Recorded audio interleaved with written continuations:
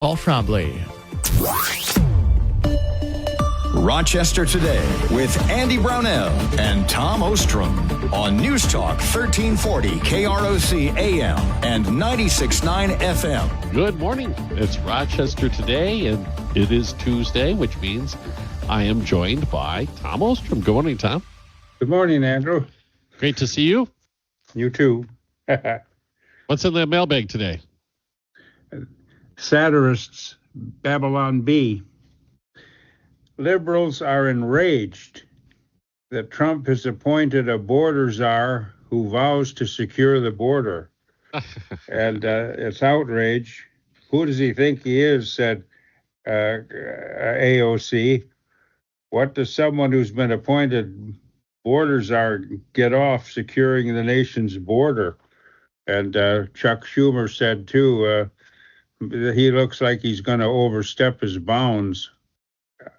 In reality, Democrats have promised to resist Tom Homan, the former ISIS head. Well, he's ISIS head now. There's going to enforce the deportation of illegal immigrants, and the Democrats are vowing to resist on the. Okay, and then from Gil Gutnick, he sent a chart. States Harris won. In all the states that she won, there was no ID requirement. She didn't win any states that had an ID requirement. Gil sent that on. And then Jerry. I've been watching the Elon Musk, George Soros battle. Elon bought Twitter, fired most of the staff. It's getting along fine. I hope he and Trump work well together. I think it's a good team. And I absolutely love the military brass have their resignations ready, and that their records will be looked at. So Jerry's happy with that. He's a Navy vet. Then from Wayne, Matt Gaetz is a terrible choice for Attorney General. That'll go down in flames. Wayne doesn't like Matt. He doesn't like Marjorie Taylor Greene. I disagree with him about her. I just like how she operates. And Lauren Boebert, Wayne doesn't like. And good luck with an attorney general appointment that works. He should choose Pam Bondi, a former Democrat who became a Republican and was a very effective attorney general in Florida. And Matt Gaetz has resigned from Congress, as Trump did nominate him for attorney general. This is serious now, and part of this. And some say Gaetz resigned because he was having an ethics investigation, and with his resignation, that is mute now. But some people say they're going to release information about it anyway. And then who replaces him in Florida? That'd be something, of course. And that's already going to happen, a special election. You bet. And then from Rose, this is accurate, from Georgetown University, which is a distinguished Catholic university in Washington, D.C. But safe havens, protecting those that have been wounded by Trump's election. This Georgetown University, it's a school of public policy. And if these flakes and can't even take an election, I don't want them in any policy jobs running anything.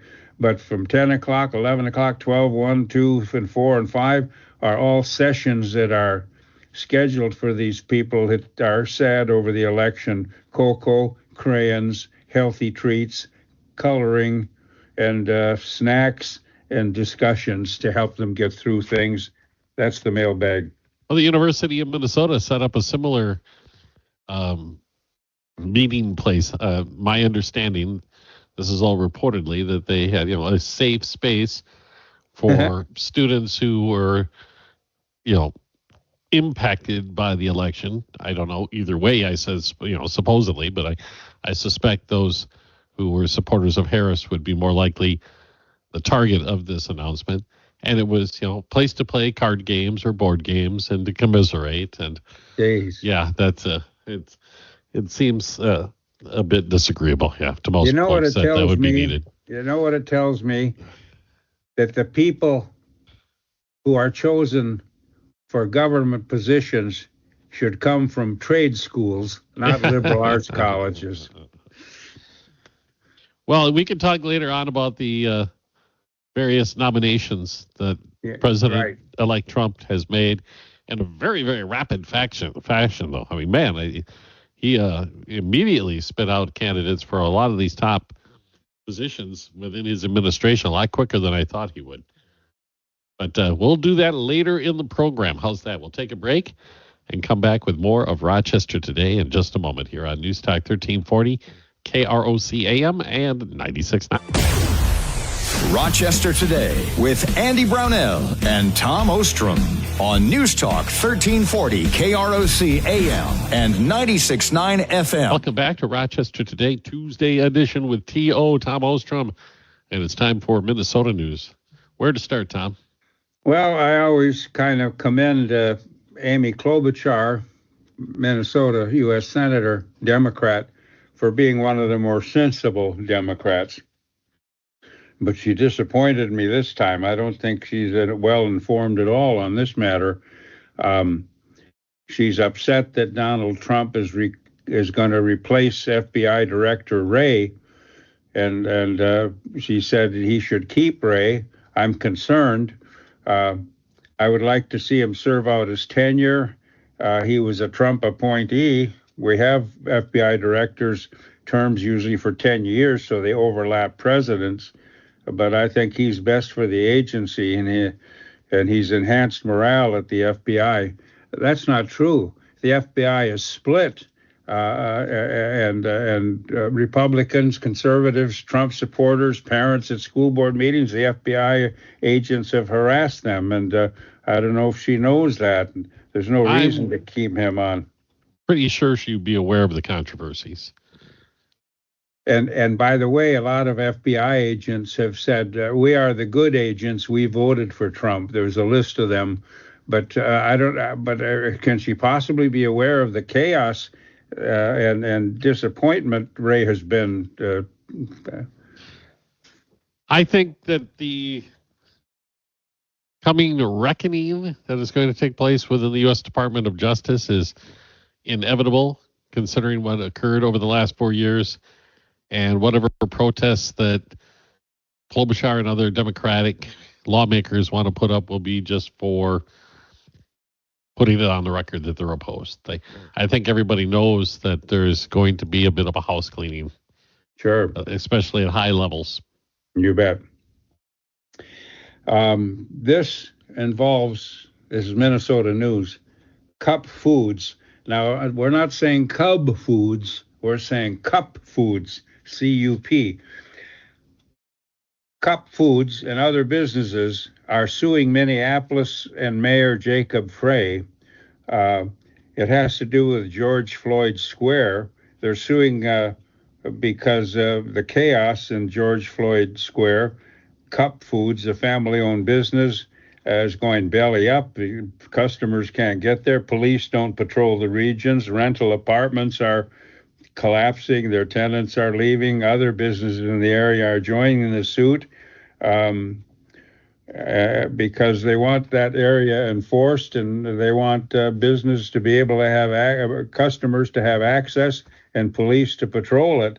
Otherwise, it's crime and chaos, and they're going out of business, and they don't like it. So they're holding Minneapolis responsible and trying to do something about it. It's interesting the tactic that they're using, too. They are arguing that because of the inaction or negligence of the city government, that they're losing their businesses for the reasons you just stated, and that would amount to an illegal taking of private property without just compensation. That's right. And otherwise, eminent domain. Yes. It'd be interesting to see if it works. Right. This is kind of complicated. I hope I get it right. A Somali who left Minnesota and went to the Middle East, and he's now a known pirate, is sentenced for a role in the abduction of an American journalist. So you've got Abdi Youssef Hassan of Minneapolis, Mohammed Talil Mohammed of Somalia. They got 30-year prison sentences for their role in abducting in the Middle East a journalist. And both men are convicted of hostage taking, terrorism, firearms offenses. And this was November 13 posting, this news item. And they're rough customers. They somehow got caught and they've been prosecuted. They even hijacked a ship with crew members. It's a wild story. Hassan is a naturalized U.S. citizen, and he's in the Ministry of Interior in the Middle East now, and he's responsible for police forces, and so he was involved in that. But a complicated story of a Minneapolis-connected Muslim and an overseas partner in trouble. Yeah, well, 30 years in prison for each of them. Both convicted of these crimes of, piracy. And the story that this journalist had to tell after 977 days of captivity is just, it's crazy. And he was beaten, of course, too. Yeah. Yeah, and transported to various, quote unquote, safe houses. As you pointed out, he was held on a ship that had been captured by pirates, and the captain was being locked away in a cooler or something while all this was taking place. Some fishermen were held hostage with him, and he was brought along to witness as they more or less tortured one of the fishermen as they, this was all, hostage for ransom scheme. And all this taking place while they were demanding ransom from the journalist's aging mother. And I don't know, who they were demanding ransom from with the fishermen, but obviously the same scheme. And the journalist was finally freed after a ransom payment was paid. And as you pointed out, it's unclear how both of these men were brought into custody. Maybe they made a trip to the United States, but they were taken into custody and now much of the rest of their lives behind bars. It's like almost out of a movie. It is. From Minnesota News, police say an incident near a Mankato mosque was not a targeted action, and the Council on American Islamic Relations disagree and said it was targeted and it was a hate crime. And CARE Minnesota is, and by the way, CARE has had connections with terrorist groups allegedly, so they're not clean and everything, but I kind of sympathize with their perspective. They're asking for the public's health and finding a man who they said attempted to set the Islamic Center of Mankato on fire. This was from a November 13 posting. I guess it happened on November 11. A surveillance video captured the man on a bicycle appearing to attempt to start a fire in the mosque's wall. The attempt failed. He drove off. The executive directors said that a team chased him but didn't catch him. But the person set off two bottle rockets, whatever they are. And then very small fireworks, Tom. So the Islamic Center people think it was a target. Why else would someone pick out that building? And the police say there's no evidence it was. I think it should be investigated. It sounds suspicious to me. I have no, I know this was Mankato police are saying not targeted. CARE Minnesota is asking the FBI to step in and to look at it. There was no damage to the building, no injuries reported. That's pretty much what I know. And it was, according to Mankato police, from the video surveillance, they were able to ascertain that the man was attempting to set off a couple of those bottle rockets, which are they're not legal in Minnesota, but they're legal in many states. Yeah, but why that building? You're right. I have no clue. Yeah. I can understand. I think any place of worship with somebody doing something like that nearby would raise suspicions. You bet. Tim Walz, this from Alpha News. The governor is returning to Minnesota in what the article calls a diminished state.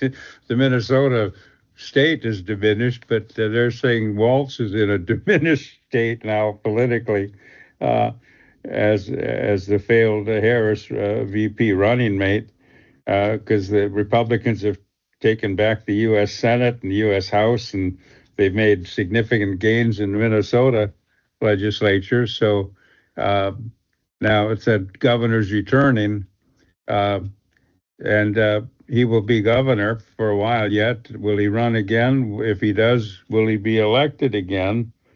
And he's going to have to negotiate and compromise quite a bit with Republicans in Minnesota now. And he's politically damaged. Will he go for a third term? That's unusual in Minnesota gubernatorial politics. And is Angie Craig, a Democrat in Congress, might run for the governorship and would be a good candidate because she's quite popular. That's my Minnesota news, Andy. All right. Yeah, it's going to be, the makeup of the state legislature is still in flux. You have the 2 recounts that need to take place in the Shakopee area and up by St. Cloud in Sherburne County.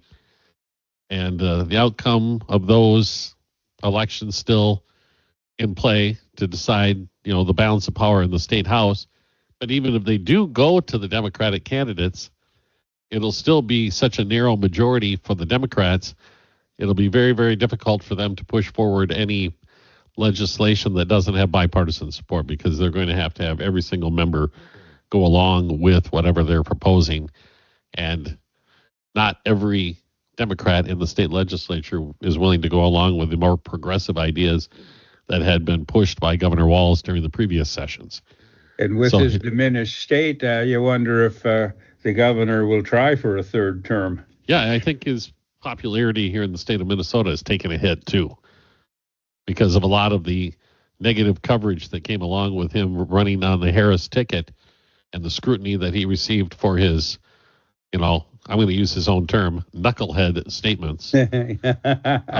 It probably hasn't helped him a whole lot. Let's put it that way.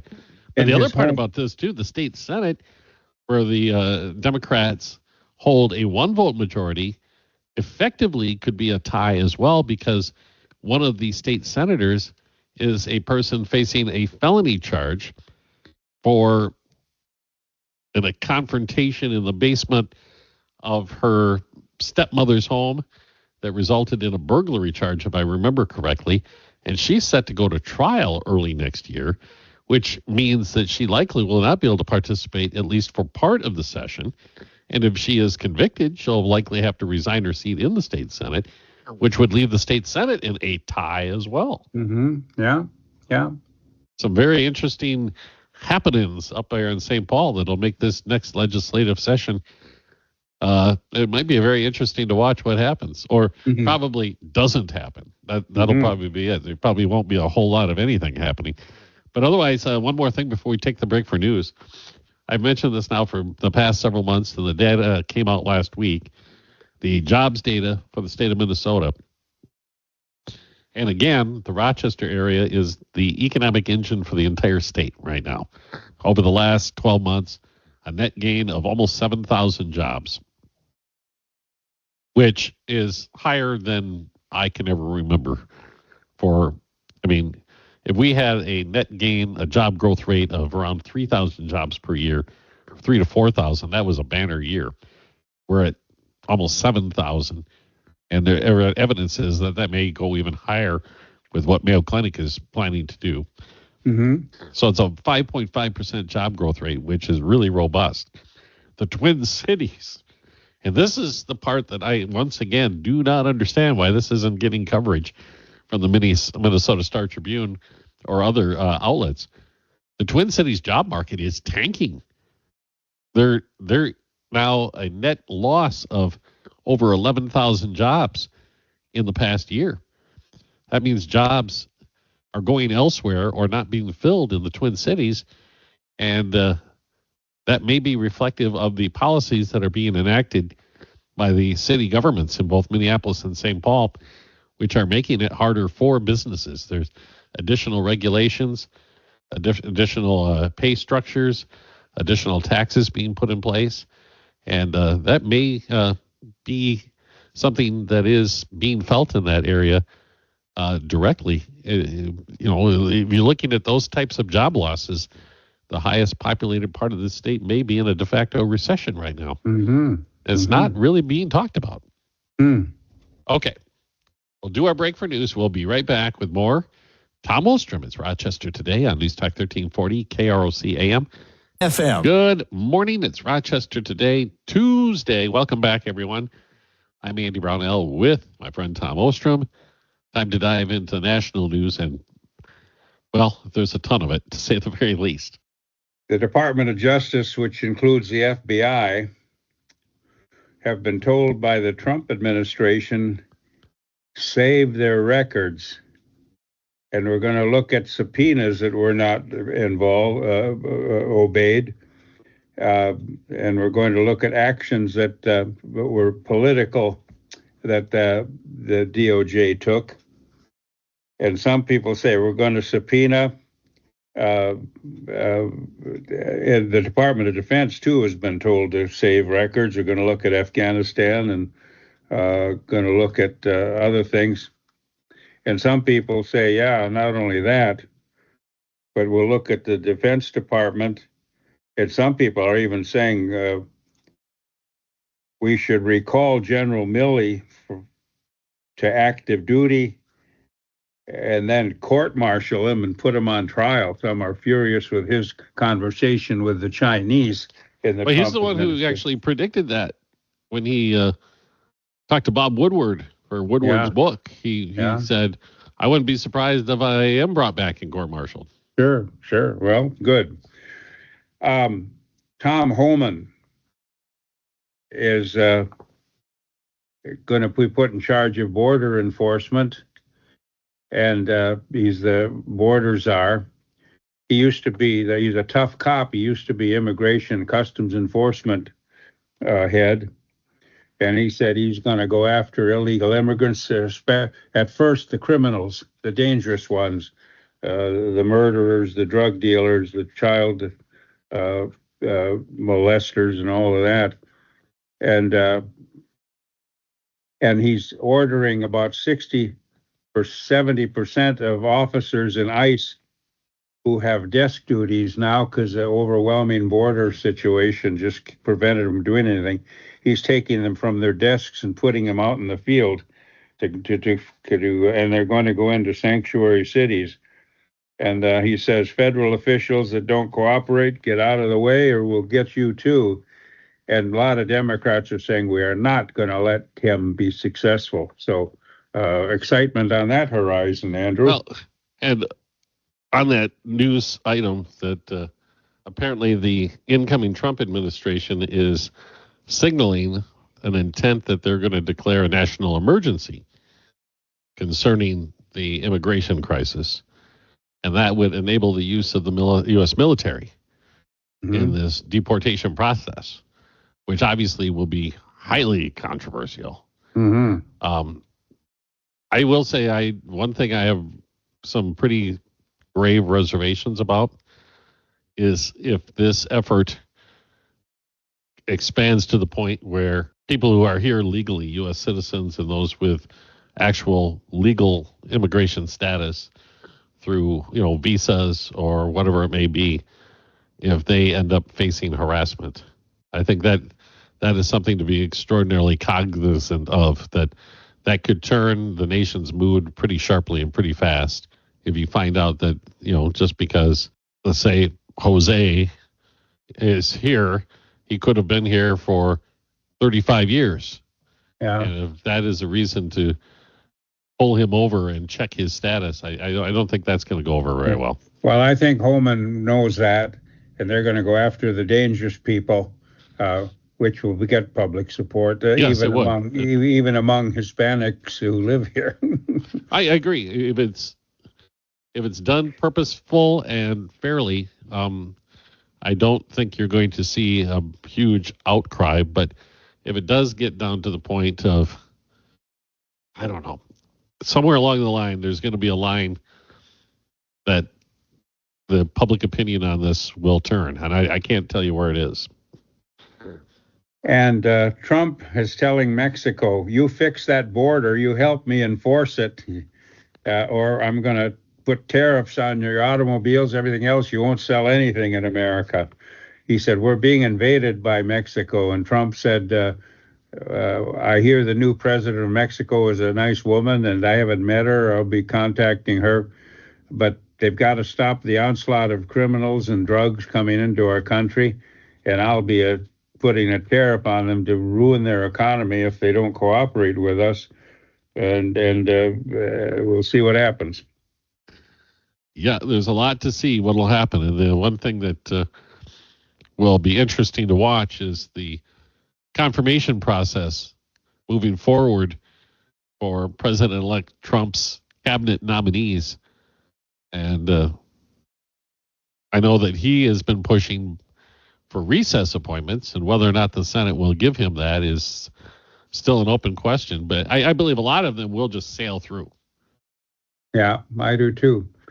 And Trump has picked South Dakota Governor Kristi Noem to serve as the Homeland Security Secretary. She'll have enormous power in that position. And because, the Homeland Security, as you know, Andy, handles U.S. citizenship and immigration. She'll be the civilian head of the U.S. Coast Guard, which is military and border enforcement and narcotics and border control.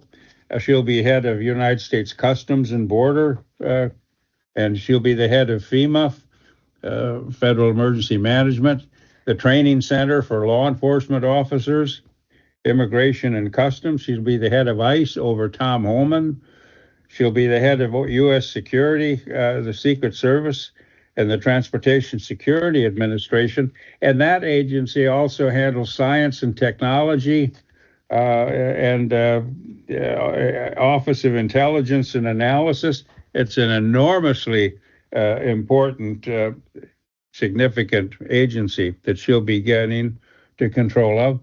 And then Stefanik, a congresswoman from New York, she'll be going to the UN. Rubio will be getting an appointment too. And Huckabee, the former governor of Arkansas, whose daughter is now the governor, and whose daughter used to be the Trump press secretary, Huckabee is being appointed the ambassador to Israel. And Israel's happy about that. So are American Jews, because Huckabee has long been a supporter of Israel, an outspoken Christian leader and supporter of Israel. Those are the ones I don't think are going to garner a lot of controversy.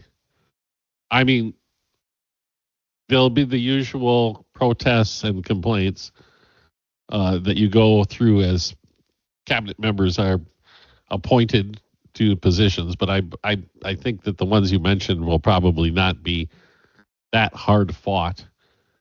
But some of them, the Matt Gaetz one, I think, is where President-elect Trump will have to use considerable political capital if he wants to really push that through, or if this is just a smokescreen to ease somebody else into that position after Gaetz crashes and burns. Me personally, I don't like his style. Mm-hmm. Whether or not that makes him a bad person, that's a whole nother matter. I just like Taylor Greene, I don't appreciate her style either. And I know you don't share that opinion, and it is a matter of personal preference. But Gaetz has made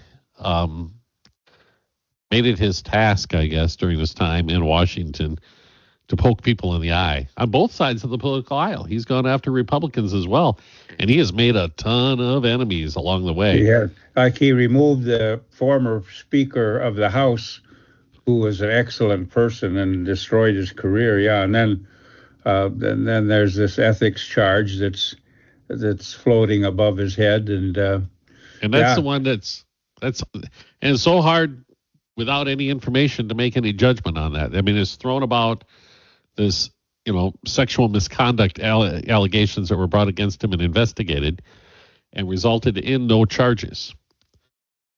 So what do you do with that, right? Yeah. Without additional information. I mean, was this a person wrongly accused? Was this a conspiratorial thing where, the quote unquote swamp was going to find a way to bring him down? Or was he associating with some rather unseemly people who were up to no good and he got caught up in that, but not caught up enough to be prosecuted? I don't know. Yeah. Yeah. But that's going to make for a messy confirmation process. Mm-hmm. Well, Trump might appoint him during a congressional recess and get it done because he likes Gates's toughness. Yeah, I know that what the disruptor role is what people really appreciate about him.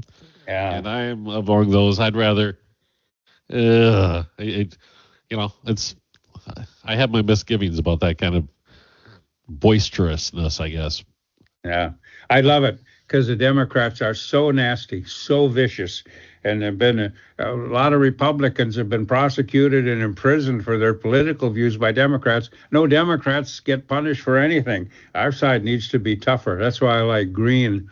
And Gates, I'm a little worried, though. I didn't like his replacement of the former speaker, who I thought was an excellent, and it caused great chaos.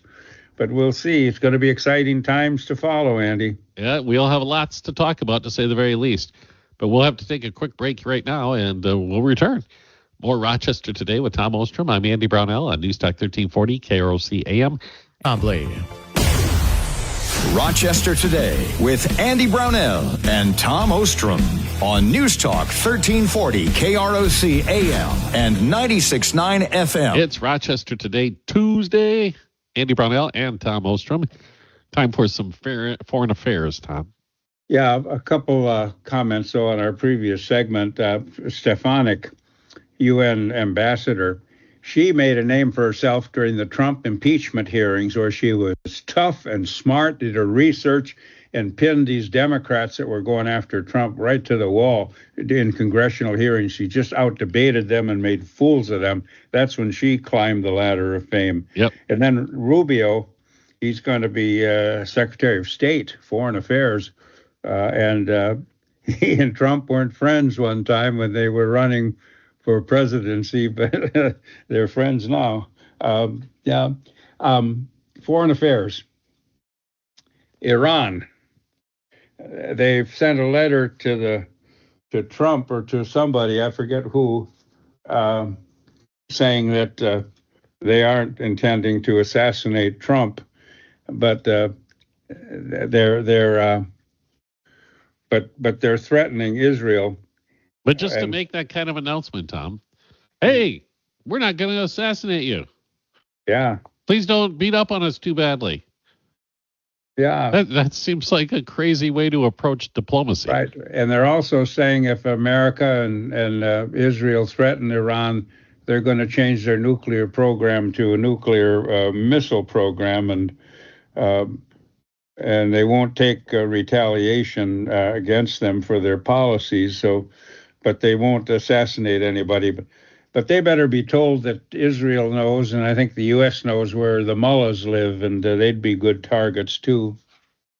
I think what you're seeing is evidence of their isolation and understanding that the playing field has changed.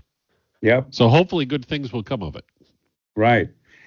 And Trump has spoken with the German leader, Scholz, the German chancellor, about the Ukraine. And Scholz is interested in Trump's attempt to end that war, and Scholz supports it. The Scholz wants, Ukraine to stay sovereign and not lose any territory. And Macron of France, his power has been undercut in political moves and been defeated in parliamentary elections. But he wants Ukraine to be strong too. But President Zelensky of the Ukraine has said the war will end sooner with Trump in power. And Trump evidently has spoken with Putin, and Putin is in favor of negotiations too. Yeah. And Zelensky says that, we will have diplomacy, but we won't give up territory. But I would think give Zelensky the Crimea, let Russia keep the Russian-speaking provinces in his northern part, might help. But the Democrats want to keep funding Ukraine, and even Biden has allowed Ukraine to use U.S. weaponry to go further into Russia and on Moscow. That's a little risky. Not to Moscow. That was specified. He said they used long-range missiles to get into Moscow, and some of them were from the U.S. I read that Biden okayed it recently. Well, you don't think so? My understanding is these missiles that have been approved do not have that range in the first place. They're up to 200-mile range. That would not get you to Moscow. But my understanding as well is, because at first I was like, oh, no, we didn't do this.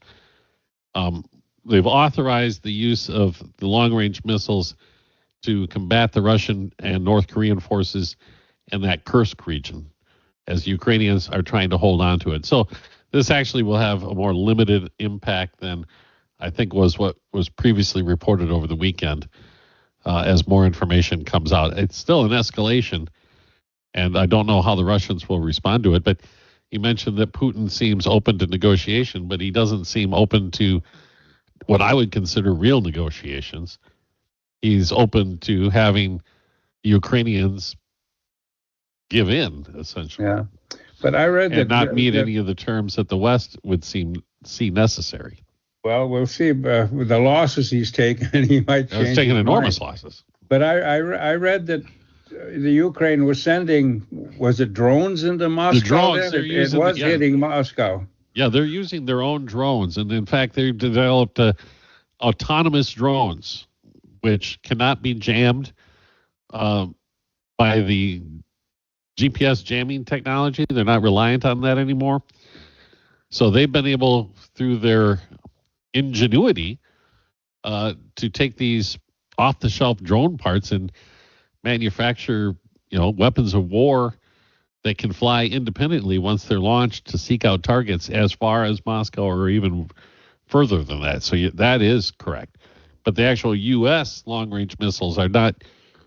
They're allowing them to be used to strike targets outside of the Ukrainian borders, but not that far outside. But it's still an escalation and could be very worrisome. Mm-hmm.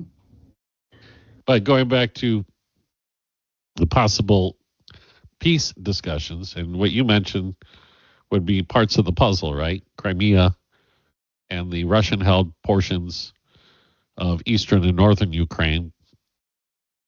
The big question is, will Putin accept any sort of Western security guarantee for the Ukrainians?